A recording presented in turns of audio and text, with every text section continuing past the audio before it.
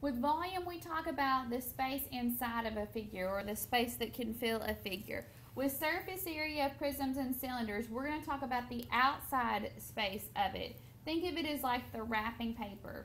On a can, once upon a time, this was a soup can. It had a label that peeled off of it. The top lid has been removed, but the bottom is still there. So think about those two things, the lids and the soup can label in describing the surface area. Or for this rectangular prism, if I were to wrap it in wrapping paper, exactly how much wrapping paper would I need to cover every spot on this prism, and what would the area of that wrapping paper be?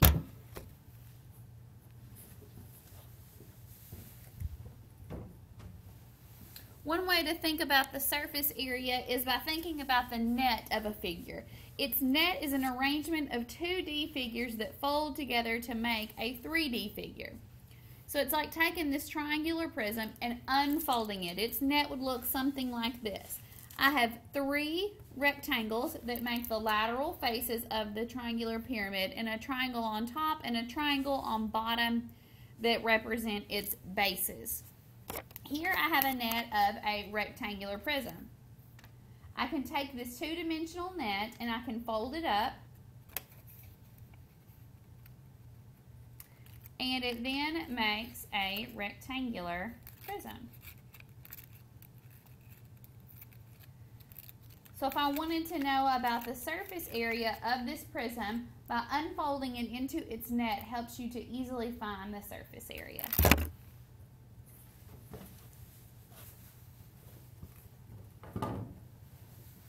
You heard me use the word lateral faces. What I mean by that is, on a prism, these are the parallelograms that connect to the bases. So I have my hands on the bases of this prism. So the lateral faces are the front, the right side, the back, and the left side. They are all connecting to the base. The lateral area is going to be the sum of the areas of the lateral faces. So adding this area plus this area plus this area plus this area. And the shortcut to finding this is by multiplying the base perimeter by the height of the figure. We can use the lateral area to help us find the surface area of the prism. I had the wrong letter there. There we go. The surface area of a prism is twice the area of the base, because I have 2 bases plus the lateral area, the sum of the area of all the lateral faces. So I could write that as 2b plus L, or I can incorporate the shortcut that I had mentioned, multiplying the base perimeter times the height. That gives you the lateral area, so that the formula says 2 times the area of the base plus the perimeter times the height. And this is the formula that I personally prefer, because it guides me more of what it is that I need to do.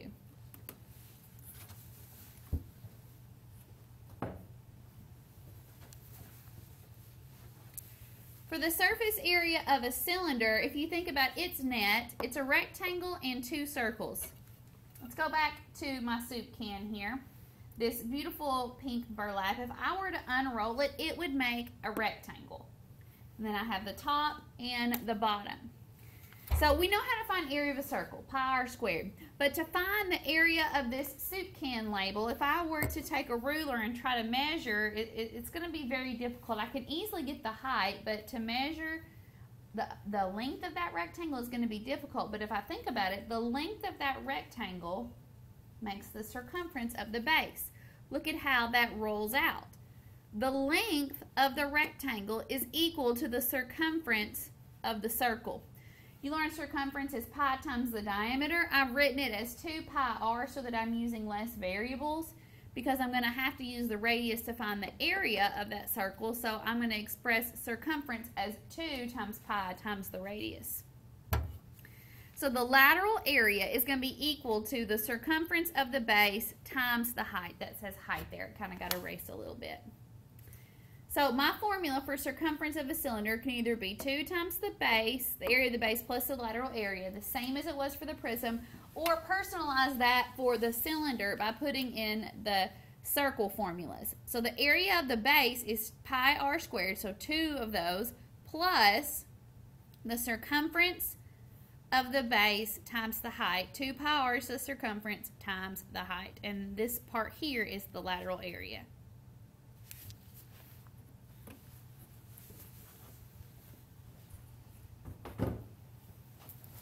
Let's work one together.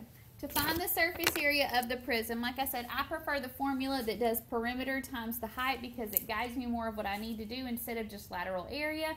And I'm racking my brain trying to figure out the lateral area. I'll go ahead and substitute in how to find lateral area.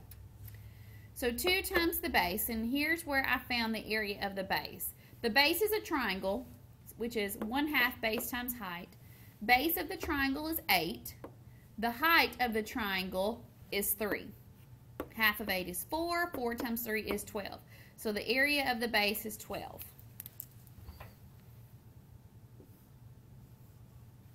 Plus the perimeter. Perimeter of the base, it's 5, 5, and 8 are those dimensions. Add those together. 5 plus 5 is 10. 10 plus 8 is 18.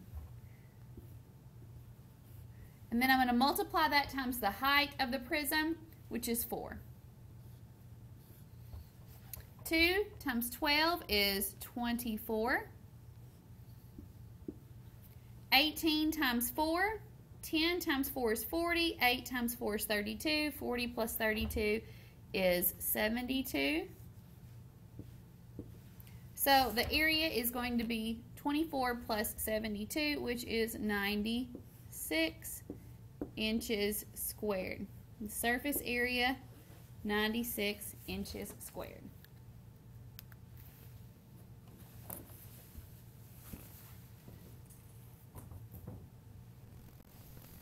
Now it's time for you to practice a couple of these on your own on the surface area of each figure.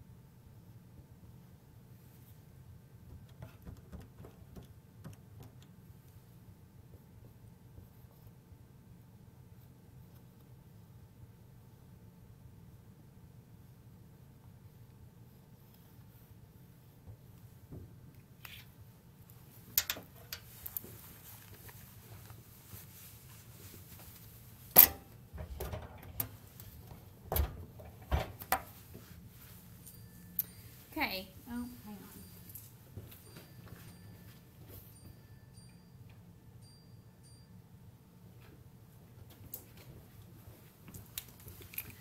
So for practice A, this is the surface area is going to be 2 times the area of the base plus the perimeter times the height, and pH there is representing the lateral area. The area of the base is 8 times 4, which is 32, so substitute that in. The perimeter is going to be 2 times 8 plus 2 times 4. 2 times 8 is 16, 2 times 4 is 8, 16 plus 8 is 24, substitute that in, times the height, which is 20. 2 times 32 is 64, 24 times 20 is 480. Add those two together, you get 544 inches squared. For B, this is our cylinder. A little bit more complicated because of all the circle formulas you have to use. 2 times the area of the base plus the lateral area. So let's find the area of the base. It's a circle, so we're using the formula pi r squared. The radius is 15, so 15 squared. Pi times 15 squared is 225. Pi times 225 is 706.5. The lateral area is where we use the circumference times the height. Circumference is 2 pi r, so substitute 15 in for r and 8 for the height. I multiplied 2 times 15 times 8. 2 times 15 is 30. 30 times 8 is 240. Then 240 times 3.14 to get 753.6. Substitute that in. So we've built our formula here. 2 times 706.5 plus 753.6. 2 times 706.5 is 1,413 plus 753.6 gives you a surface area of 2,166.6 inches squared.